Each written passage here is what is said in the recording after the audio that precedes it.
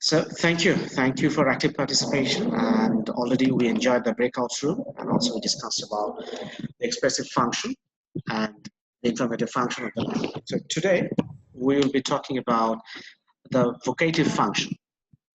I think that those actually who are familiar with the English grammar, if you can recall, there is a term called vocative case. You remember that? Vocative case. Have you ever heard of this? Okay, so we will see that what kind of function is the vocative function of the language. Now here, as you can see on the screen, it says the core of the vocative function of language is the readership, the addressing. So you see the readership, the addressing, that means the person actually who is being addressed. So if I address someone, for example, now I'm addressing you people. So you are the addressing, okay? Yes, sir. So it depends, and mainly it focuses, the vocative function of the language, it focuses on the readership, on the reader.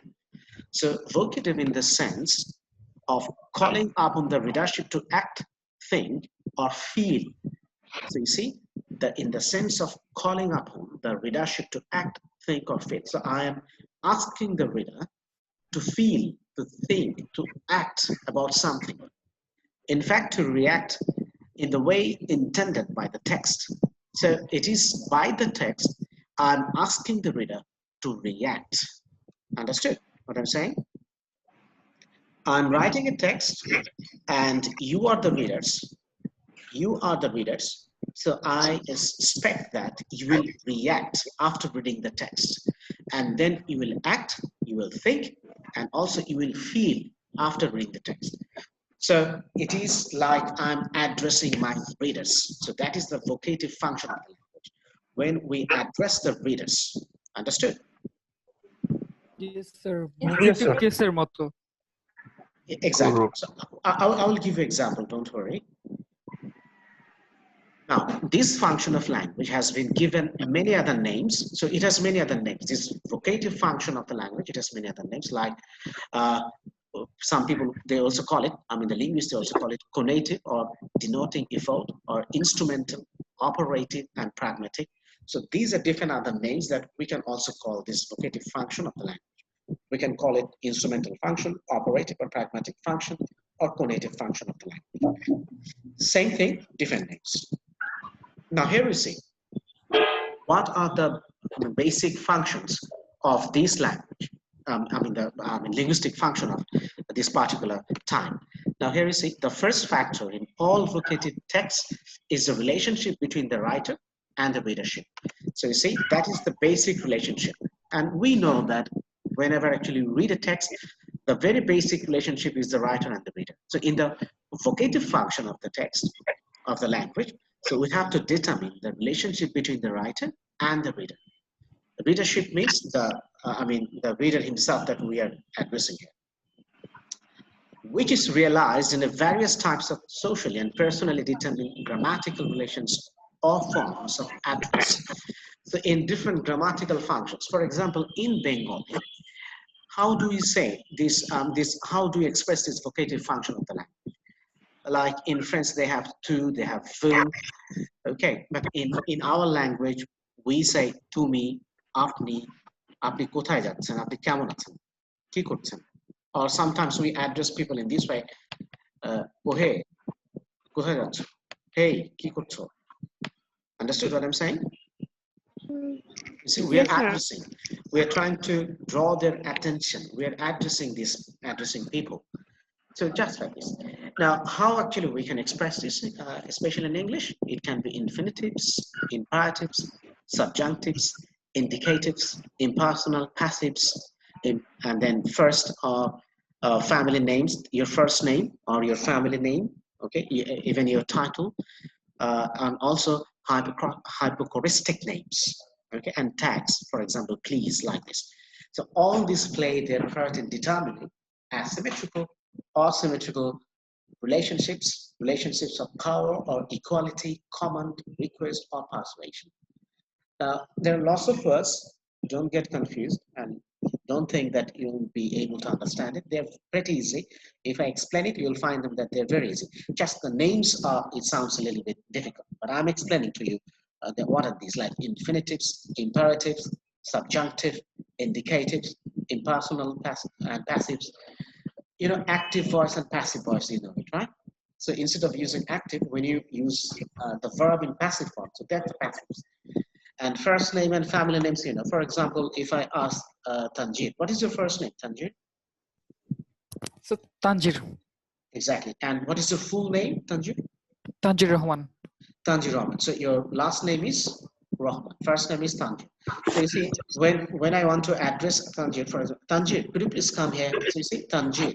So first name, I'm addressing it, using it in a vocative function. That is the vocative function of it. Then family names. Tanjir, what is your family name, Tanjir? So Toma. Toma. You see, okay, it's okay. We also have family names like Chaudhary, Soyo, Talukdar. You see, these are the family names. So we also call them family names. So according to your family names, I can also, for example, Mr. Chaudhary, could you please hold on a second? Could you please talk to me for a second? Can I have a minute with you, Mr. Chaudhary? You see, I'm Addison, using the family names. Titles, for example, Sadia, yeah, Sadia is there, right? For example, Sadia. So if Sadia is a teacher or Sadia is a professor, then I can say, Professor Sadia or Professor, can I have a minute with you? Or Dr. Sadia, can I have a minute with you? So you see, these are the titles when you have different kinds of titles. Especially these are professional degrees. So accordingly, we use that. For example, doctors who are working in the hospital, we address them doctor or nurse, right? Do you get the point what I'm saying? Yes, sir. Yes, sir. Yes, sir. Yes, sir. Then we have hypocristic names. Hypocristic names, these are nicknames or surnames, especially your nickname, pet names. We call it pet names. For example, in your family, maybe they call you with something else. For example, you wear very chubby kind of teeth. Chubby, you know, chubby, goldal mukh nadush. Okay.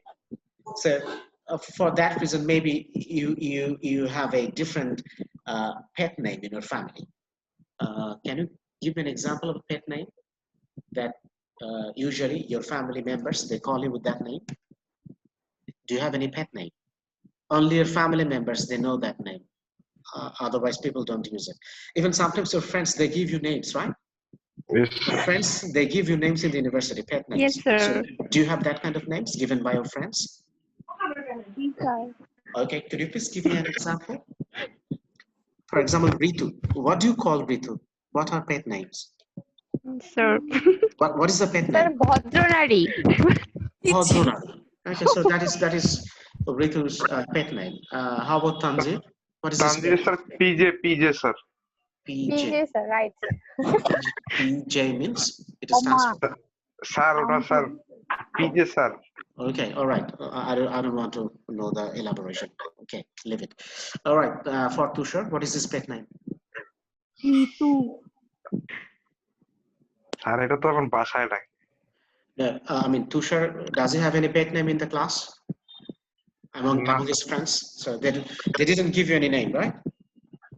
Goombabu, sir. All right, you can say Gumbabu.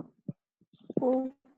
So something like this. So you see, usually we will sometimes actually we address people. I mean, with these pet names. For example, you can say instead of saying Ritu, you can say Ki khabor Bhadranari. Okay, so you can use it in that way. Like this. Then tags, different kinds of tags. We also use tags for people, for different institutes, for different other things. We use tags. Tags are it's also a kind of it's also a kind of pet name. Okay, tags. All right. Now, what do they do? These kind of things all play their part in determining asymmetrical or symmetrical relationships of power or equality. Okay. Can you tell me that how pet names actually shows the relationships of power or equality? Can you tell me? How does it show? Pet name গুলো অনেক সময় মানুষের ক্ষমতা এবং সাম্যতা বা ব্যবধান বোঝায় না? Exactly sir For example, you will find that people who are in the power, especially the landlord, not now, maybe years back, 100 years back, when there is a we call it, there is a tradition that we call jomidari, right? Yes, sir. In English they call it jamindar, the landlord. Those jomidars, actually, what did they do, these jomidar? They used to give their subjects different names, right? অনেক সময় তারা বিভিন্ন পেট নেমে তাদেরকে ডাকতো এবং ওগুলো তাচ্ছিল্য অর্থে করতো, বোঝা গেছে? জমিদাররা ওই নাম ধরে ডেকে তাদের ওই যে আমরা যাতে বলি পাইক পেয়াদা বা তাদের সাথে যারা কাজ করতো, তাদের বাড়ি ঘরে যারা কাজ করতো, বিভিন্ন ধরনের নাম দিয়ে তাদের ডাকতো। বিশেষ করে নামগুলো দেওয়া হতো যে তারা উপরের লেভেলে আছে, তারা তাদেরকে ছোট করে ডাকার জন্য নামগুলো ডাকতো, বোঝা গেছে? এটা পাওয়ার বোঝায়। আবার ইকুয়ালিটি, যে তুমি যে আমার ইকুয়ালটা, তোমাকে আমি তোমার এই নাম দিয়ে আমি তোমাকে বুঝিয়ে দিচ্ছি। And also asymmetrical or symmetrical relationships, it also shows like this. You can see that sometimes we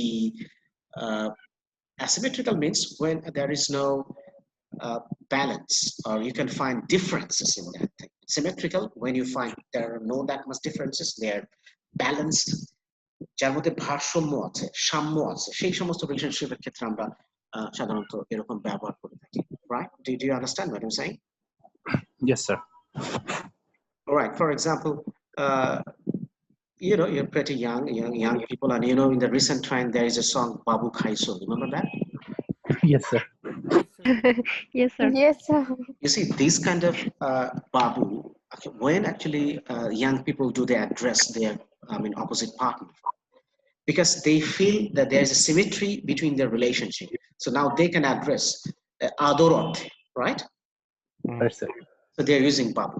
Actually, Babu doesn't mean that, for example, if your girlfriend, addresses you as a Babu, it doesn't mean that you're her son.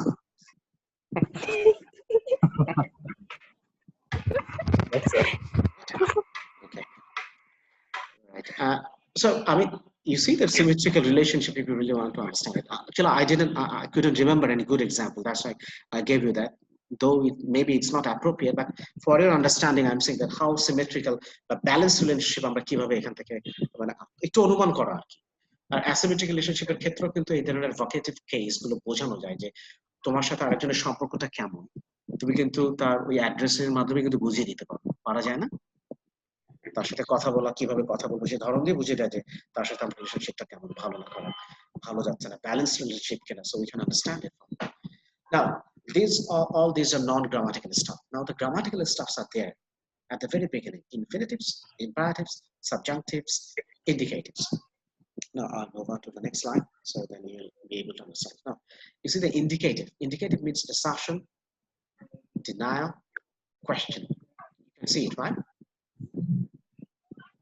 So when you express indicative mood, so that is the function of the, that is indicative function of the language. Okay, in the vocative case. So we use this indicative like assertion. For example, Heathrow is the world's busiest airport. You are asserting that that is the busiest airport in the world. Everybody knows it. Heathrow in the UK. Then denial. That means for example, Oliver cannot speak English well. So it's a denial. You deny that. In the negative form, you say that he can't speak English well. So that is your belief. So you are denying, it's a denial that he can speak English. You are denying that. That's you're saying that Oliver cannot speak English well. So English bhalo bolte pare, it's a denial. The English proficiency take to me deny. Then question, do you work in Tokyo? So you see, it's addressing. Do you work in Tokyo? Indicative mood. So it indicates. So indicative moods, they're the very usual fact, everyday life, you see, everyday discussion. See, these are indicative. Understood? Yes, sir. Okay, so in the vocative case, vocative function of the language.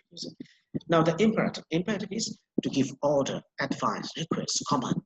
In this kind of linguistic function, we use imperative. And that is the imperative function of the language. And it goes under the banner of vocative function of the language. Okay? For example, request, please don't talk during the Spanish lesson. I can say, please don't talk during the translation studies lesson. Advice, look out for that tree. That means maybe you're walking and you are just browsing internet. You're not looking ahead. So somebody from the back says, look out for that tree. তুমি হাঁটতেছো, mobile press করছো, দেখছো, দেখতে দেখতে যাচ্ছ, সামনে একটা গাছ আছে, তুমি দেখো না, পেছন থেকে কেউ বললো যে সামনে গাছ আছে দেখেন, তাহলে কি হবে? ধাক্কা খেয়ে ব্যথা পেতে পারো, তাই না? So advice. Also, you should see a doctor. তোমার ডাক্তার দেখানো উচিত। Advice, imperative mood. And command, shut that door, please. Or close the door, shut the window, close the window. So this is a command. নির্দেশার্থে। Then subjunctival, this one is a little bit tricky, but you have to have a good understanding about it. Otherwise, you will not be able to understand what is subjunctival. Subjunctival usually actually it is used in the present tense with the third person singular, but usually we don't use any s or es. And there are some specific verbs, for example, prefer, suggest, recommend. Actually, I didn't put these verbs here, so if you're interested to know more about it, subjunctive verbs, you can browse the internet, or if you have a good grammar books, you can just find it there, what is subjunctive. It's very interesting, and most of the time actually we do mistakes while using subjunctive in spoken English and also obviously in written English.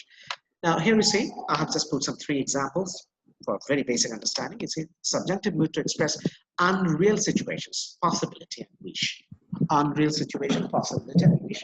For these reasons, in these cases, in these situations, we use subjunctive. For example, unreal. If I were rich, I would buy a sports car. You see, this one is our first condition. That's in the past tense. Usually, after I, we use was, right? I was a student. I was a teacher. I was a doctor. Hello, can you hear me? Yes, sir. Yes, sir. Yes, sir. But here you see, it is if I were. So that is the difference. For in this kind of unrealistic situation, after I, you have to use were. So this is the subjunctive thing. You have to remember, this was subjunctive, and after first person, we're using were. But usually, what do we know? That after I, since it is the singular, we have to use was, right? Right, Is that sir. right? Okay, but here actually we're using were. So this kind of unreal conditional or first conditional, or we can say the subjunctive. This is subjunctive. And also, I would buy a sports car. That means I'm not a rich man, and I can't buy a car. Sports car. Sports cars are very expensive. You know it very well. Even sometimes, even if you're rich, maybe you're not rich enough to buy a sports car. It's very expensive, like Ferrari or Lamborghini, these kind of cars, right? Right, sir. Yes, sir. So if I were rich, I would buy a sports car. Unreal situation. That means I'm not a rich person and I can't buy a sports car. It's not possible. That is unreal situation. Then possibility. For example, we might find her engagement ring if we were to look hard enough. So you see, if we were to look hard enough, we might find. It's in the possibility that in Bengal it means that যদি ভালো করে খুঁজতাম তাহলে ওর engagement ringটা আমরা ঠিকই খুঁজে পেতাম। তার মানে ভালো করে খুঁজিও নাই, ঠিকঠাক খোঁজা হয়নি, ওর engagement ringটা খুঁজেও পাওয়া যায়। বুঝে গেছে? Yes, sir. Possibility. Yes, sir. So this kind of situation, these are called subjunctive. And wish, I wish it would stop raining today. That means still it is raining, and your wish actually it is not working, but you wish that I wish it would stop raining. So you have to use it in the very simple form. All right. I can give you another example. For example, with a recommend or suggest. Okay, after suggest. For example,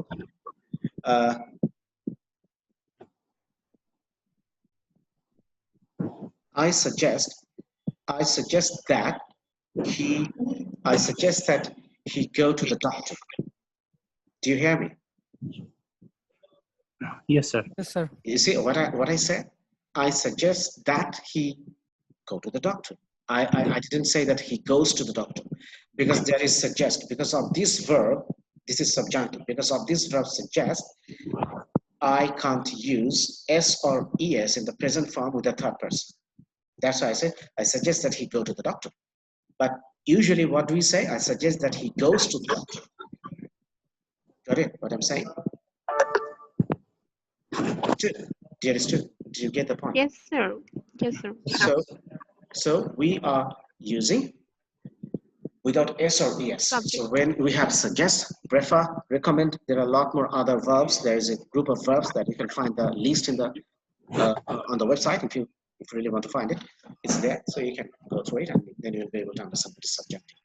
So far this is subjunctive. Now next slide. Now infinitive. Infinitive is very easy, you know, that means 2 plus base form of the verb, that is with 2, we'll use the base form of the verb, that is the infinitive. For example, I may go to the beach. This is bare infinitive, may go, because you can see before go there is no to because of these modal auxiliary, that is may. The second sentence, they came to speak to me about the meeting. They came to speak. You see that to speak, that is infinitive, 2 plus base form of the verb. The third sentence, it's important to eat well and exercise a lot. So to eat, that is infinitive. So in the vocative function of the language, we can find all these. Okay? Understood? Okay, sir. Yes, Right. sir. Now, let's see here in this slide what we can see. The second factor is that these texts must be written in a language that is immediately comprehensible to the readership. This is very important. Remember this. When you find the vocative function of the language in any text, then immediately comprehensible to the readership. That means the reader will be able to understand it immediately because you're addressing them. For example, if I ask you, close the door or shut the door, if you don't understand me, then the action will not be done and I will not get the action done immediately. Do you get my point what I'm saying? যদি আমার Yes, কথাই sir. না বুঝো, vocative functionটা কি? যে যখন বলবো তাকে রিডারটাকে ওটা ইমিডিয়েটলি বুঝতে হবে। যদি ইমিডিয়েটলি বুঝতে না পারে তাহলে কিন্তু গ্যাপ হয়ে যাবে আন্ডারস্ট্যান্ডিং, তখন ট্রান্সলেশনটা কিন্তু সার্থক হবে না। সুতরাং vocative function of language আমরা অনুবাদের সময় খেয়াল করতে হবে যাতে ইমিডিয়েটলি জিনিসটা কম্প্রিহেন্ড করা যায়। ফাংশনটা এই জন্য আমাকে জানতে হবে যে what is this vocative function. Got it? So that's for Yes, sir. translation. That's for translation. The linguistic and cultural level of the source language text has to be reviewed before it is given a pragmatic impact. So before you translate it, you need to think about it very pragmatically, very, in a very realistic way. You have to think about it, and you have to understand the source language text, that is the original text from where you are translating into another language. So you have to consider that text, and you have to understand this vocative function of the language. Otherwise, the immediacy or immediate comprehensibility of the readership, that will be lost. They will not be able to understand the text immediately.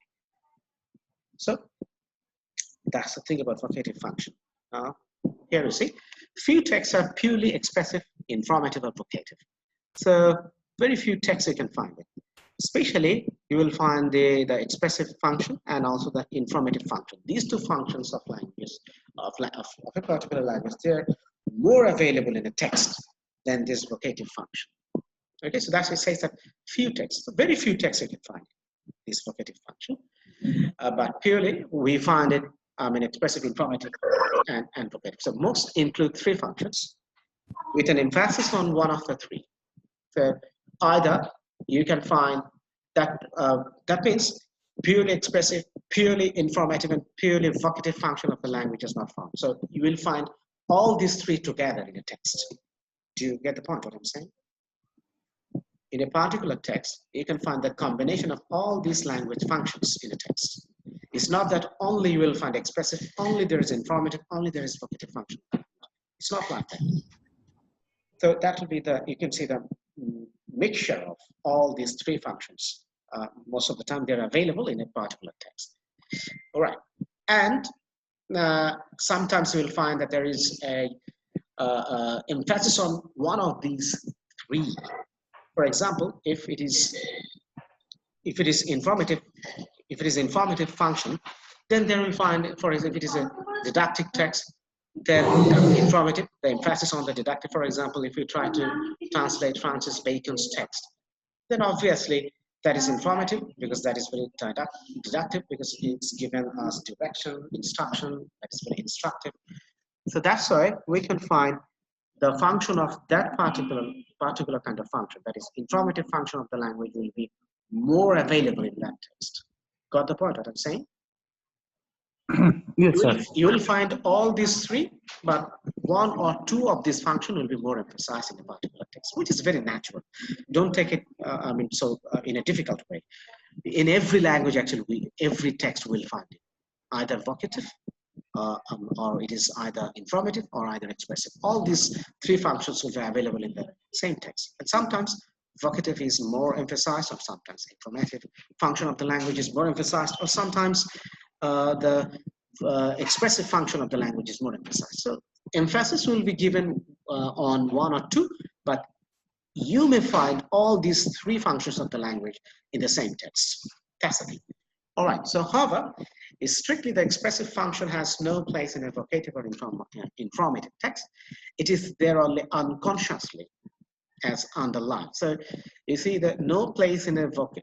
The expressive function has no place in a vocative or informative text. So you don't find the expressive function in this vocative or expressive text, but they're there unconsciously it will be there. This emotional stuff, expressive is related with your emotion. That is very much emotive. This emotive function or emotional stuff will be there. It is there unconsciously. It is embedded. Okay.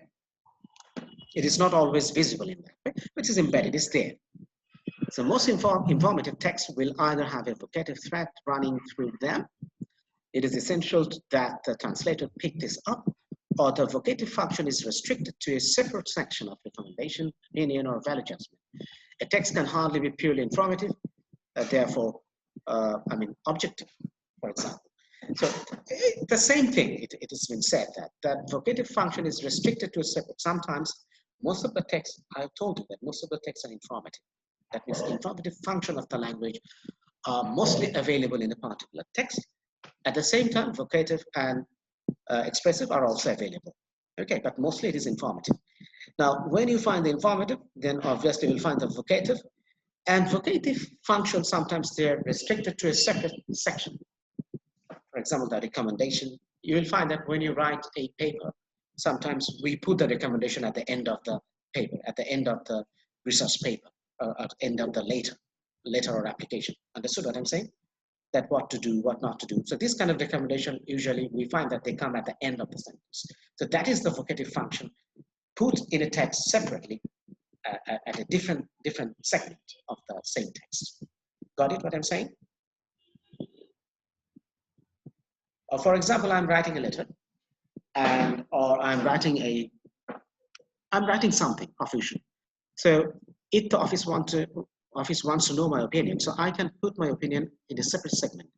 For example, opinion 1, opinion 2, opinion 3, opinion 4. Understood what I'm saying? Yes, sir. Similarly, recommendation 1, recommendation 2, recommendation 3. So I may put the recommendations opinions in a separate section. And that is what's the function of the language of the recommendation and opinion? What is the function? Because I'm addressing the reader, I'm addressing the addressees. I'm addressing a particular group of people, the reader. So what is the function of that language then? Vocative. Vocative, exactly.